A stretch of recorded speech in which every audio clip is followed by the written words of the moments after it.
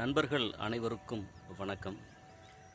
இன்றைக்கி தலைப்பு பெரியார் செய்தது உண்மையாகவே இந்த சமுதாயத்திற்கு நல்லதா, அல்லது சீமான் அவர்கள் பெரியார் மேலே வைக்கிற குற்றச்சாட்டு உண்மையா அப்படின்ற ஒரு தலைப்பு நம்ம தெரிஞ்சுக்கணும் கட்டாயம். ஒரு சில ஆட்களுக்கு இந்த தலைப்பு கேட்ட உடனே என்னை திட்ட ஆரம்பிச்சிருவாங்க, யாரோட கம்பேர் பண்ணுற அப்படின்னு. முதல்ல அவங்களுக்கு நான் என்னுடைய ஒரு நியாயமான ஒரு வருத்தத்தை தெரிவிச்சுக்கிறேன். நான் மன்னிப்புன்னு சொல்ல முடியாது, ஏன்னா நான் என்னுடைய ஸ்பீச்சை முழுசாக கேட்டுட்டு அதுக்கப்புறம் நீங்கள் என்னை திட்டுங்க. என்ன செய்யுதுன்னா, இப்போது நீங்கள் நிறைய படிக்கிறவங்களுக்கு இந்த தலைப்பு உடனே கோபம் வரும். பாமர மக்களுக்கு என்ன தெரியும்? ஸோ அவங்களுக்கு செய்தியை சொல்ல வேண்டிய இடத்துல நம்ம தான் இருக்கிறோம். அப்புறம் இப்போ போகிற அந்த தலைப்புக்கு ஏற்ற மாதிரி அவங்கள நம்ம என்ன பண்ணோம், அந்த தலைப்பை கொடுத்துட்டே நம்ம அதுக்கான விளக்கத்தை கொடுக்கணும். அப்போ அந்த வகையில் பெரியார் அப்படி என்ன செஞ்சிட்டாரு அப்படின்னு கேட்குறவங்களுக்கு ஒரே ஒரு செய்தி போதும்.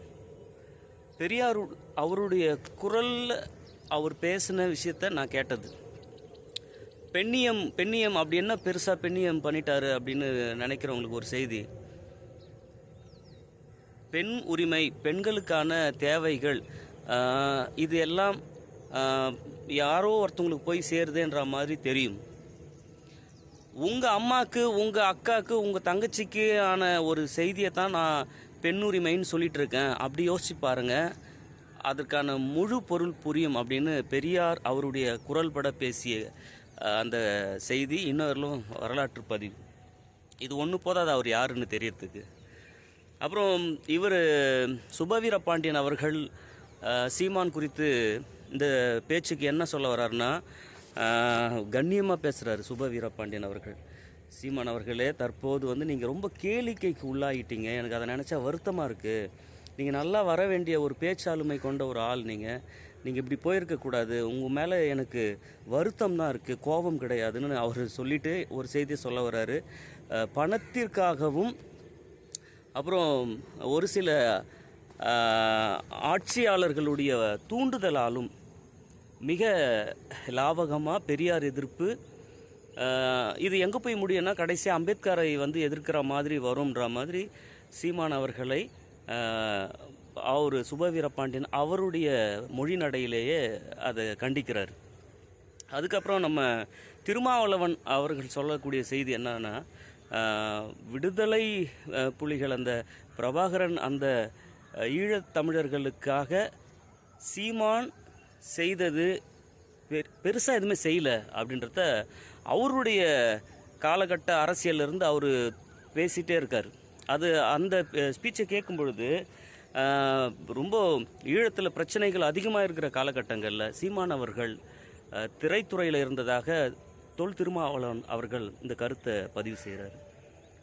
அப்புறம் சீமான் அவர்களுடைய பேச்சாளுமை யார் கேட்டாலும் வாங்கிடுவாங்க, அதில் சந்தேகமே கிடையாது. எனக்கு சீமான் எதிர்ப்பு அதெல்லாம் கிடையாது. இந்த செய்தி சீமான் பெரியாரை தொட்டிருக்காரு.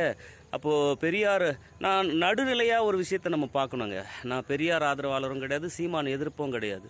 பொதுவாக ஒரு மனிதர், ஒரு அற்புதமான ஒரு பேராளுமை, அவர் அந்த கொள்கை, பெரியார் கொள்கை அப்படின்றது ஒரு பிராண்டாக மாறி இந்த மக்கள் அந்த பெண்களுக்கான ஒரு அற்புதமான ஒரு காவலராக இந்த மக்கள் கவனிக்க ஆரம்பிச்சிட்டாங்க. நீங்கள் என்றைக்கோ ஏதோ ஒரு செய்தியை கொண்டு வந்துட்டு அது சொருகி நீங்கள் நினைக்கிற பெரியார் இல்லை அப்படின்னு சொன்னால் இது எவ்வளோ பெரிய ஏமாற்றம். ஒரு காலகாலமாக ஒரு ஆள் ரொம்ப நல்லவர், அவர் சொன்ன விஷயங்கள் இந்த சமுதாயத்துக்கு தேவையான விஷயம் அப்படின்னு அதை நடைமுறைப்படுத்தி பெண்களுக்கு சொத்துரிமை முதற்கொண்டு, இன்னும் உச்சகட்டமாக சொல்லணும் அப்படின்னா, சீமான் அவர்களுடைய அந்த கண்டனத்தில் பெரியார் என்ன சொல்ல வர்றார் அப்படின்னா, தெலுங்கர் அப்படின்னு சொல்ல வர்றாரு. ஒரு சில சுபவீர பாண்டியன் அவர்களே கேட்குறாரு, சீமான் அவர்களே, உங்களுடைய மனைவி தெலுங்கு தானே, அது எப்படி நீங்கள் இல்லைன்னு சொல்லுவீங்களா? உங்கள் மனைவி உங்களை பாவான்னு தானே கூப்பிட்றாங்க, அது இல்லைன்னு சொல்ல முடியுமா அப்படின்ற செய்தியெல்லாம் கடைசியில் போயிட்டு தனிநபர் அந்த குடும்ப விஷயம் வரலாம் போய் நுழையுது. நமக்கு அந்த செய்தி வேணாம். பெரியார் என்பவர், நீங்கள் தனிப்பட்ட முறையில் அவருடைய ஸ்பீச்செல்லாம் கேட்டு பாருங்கள். நான் கேட்டிருக்கேன். அந்த கேட்ட வகையில் என் பார்வைக்கு, இந்த சமுதாயத்தில் பெரும்பான்மை பார்வைக்கு பெரியார் அவர்கள் மிக நியாயமான ஒரு அறத்தி, நியாயமான அறத்தி. அதனால் அறம் சார்ந்த தீ அப்படின்னா நெருப்பு பயன்பாடு நம்ம எதற்கெல்லாம் இப்போது ஒரு குடிசையை கொளுத்துனா அது குடிசை எரிஞ்சு போயிடும். அது நீங்கள் அடுப்பு கொளுத்துனீங்கன்னா சோறு செஞ்சு சாப்பிட்லாம். இந்த நம்ம ரெண்டாவது சொன்ன பயன்பாட்டுக்குரியவர் தான் பெரியார் எனும் தீ. இந்த மக்களுக்கு ஒரு நல்ல உணவு, அது விஷ உணவு கிடையாது. பெரியார் அவர்கள் பேராளுமை, அவர் பற்றின பாட்டு ஒன்று இருக்குது, அது உண்மையாகவே நல்லா அவருக்கு பொருந்தும். தொண்டு செய்து பழுத்த பழம் தூய தாடி மார்பில் விழும், மண்டை சுரைப்பை உலகம் தொழும். அவர்தான் பெரியார். சீமான் அவர்களே, உங்கள் மீது எனக்கு எந்த கோபமும் கிடையாது.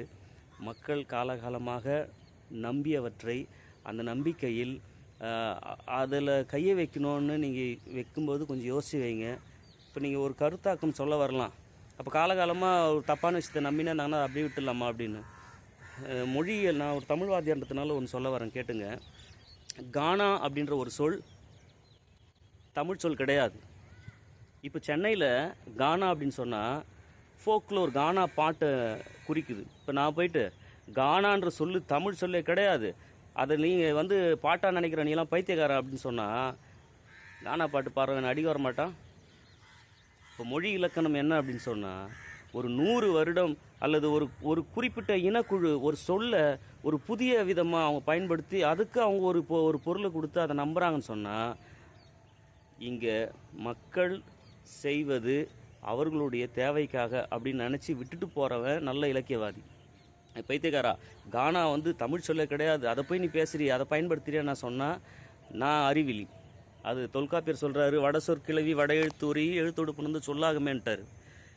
நீ வந்து சான்ஸ்கிரிட் ஆதிக்கத்தில் இருந்த காலகட்டத்திலேயே நீ தமிழ் படுத்தி பேசிக்கோன்னுட்டார். ராஜானா ராசான்னு கூடுன்றாரு. அப்படி இப்படி இவ்வளோ பெரிய பேராளுமைகள்லாம் அதனால தான் கொதிச்சு எழுறாங்க. இப்போ நான் போடுற ஸ்பீச் பெரியவங்களுக்கு கிடையாது, படித்தவர்களுக்கு கிடையாது, யங்ஸ்டர்ஸ் இப்போ தான் படிப்பு ஸ்டார்ட் பண்ணுறவங்களுக்கு இது உங்களுக்கான பதிவு. நான் சொன்னேன்னு கூட நீங்கள் பெரியாரை நம்ப வேணாம், நீங்கள் அவருடைய ஸ்பீச்செலாம் கேட்டு பாருங்கள். அறிவாளிங்க மனுஷன், கொண்டாடப்பட வேண்டிய ஒரு பெரிய மனுஷங்க. அண்ணா அண்ணா கூட இருந்து விலகினாலும் பெருசாக அண்ணாவை ஒரு பெரிய கண்டனம்லாம் அண்ணாவுக்கு அவர் பண்ணலைங்க. அம்பேத்கரை மதிக்கிறாருங்க. பெரியார் அவருடைய ஒரு அரசியல் ஒரு ஓட்டு வங்கிக்காகலாம் அவர் கிடையாதுங்க. அவர் கடவுள் இல்லை அப்படின்னு சொன்ன ஒரு கடவுளுங்க அவர். நன்றி, வணக்கம்.